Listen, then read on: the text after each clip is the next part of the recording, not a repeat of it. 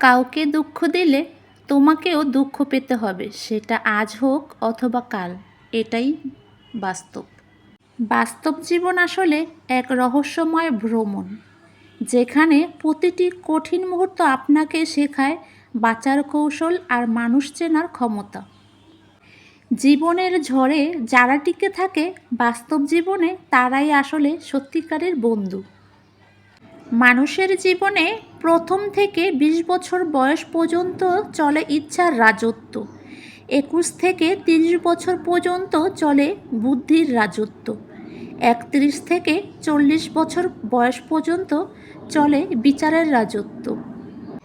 হেরে গিয়ে পিছু হাঁটার নাম জীবন নয়, লড়াই করে সামনে হাঁটার নামই হচ্ছে জীবন। জীবনে বাঁচতে হলে অনেক প্রতিকূল পরিবেশের সাথে খাপ খাইয়ে চলতে হয়, এটার নামই হচ্ছে জীবন। জীবন মানেই যুদ্ধ। স্বপ্ন যখন আকাশ সমান, বাস্তবতা তখন কাগজের বিমান। কথাটা হাস্যকর হলেও এটাই বাস্তব।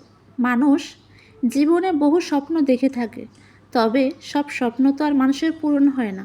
স্বপ্ন পূরণ করতে হলে কঠোর পরিশ্রম আর অনেক ধৈর্য ধারণ করতে হয়।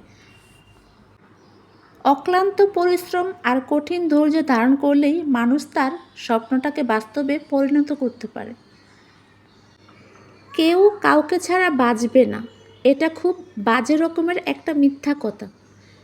বাস্তবতা হলো সবাই বাঁচে, খুব ভালোভাবেই বাঁচে। মরে যায় শুধু স্বপ্নগুলো।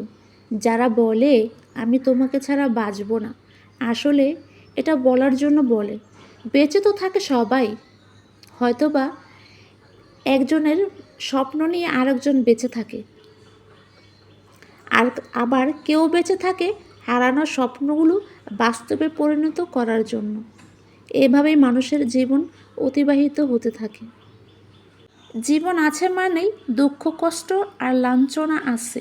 সেজন্য কি জীবনে হেরে যেতে হবে? কখনোই না। হেরে যাওয়ার নাম কখনোই জীবন হতে পারে না। জীবন মানেই হচ্ছে যুদ্ধ। যুদ্ধ করেই জীবনকে অতিবাহিত করে নিজের স্বপ্নগুলোকে বাস্তবে পরিণত করতে হবে। এটাই হচ্ছে জীবন। মানুষ মুখে ভালোবাসা দেখায়, কিন্তু প্রয়োজন ফুরালেই ভুলে যায়।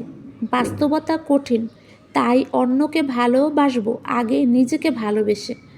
যে ব্যক্তি নিজেকে ভালোবাসতে পারে সে কখনো দুঃখ পায় না, আর যে ব্যক্তি নিজেকে ভালো না বেসে নিজের থেকে অন্য কাউকে বেশি ভালোবাসে, ওই ব্যক্তিই বেশি কষ্ট পায়।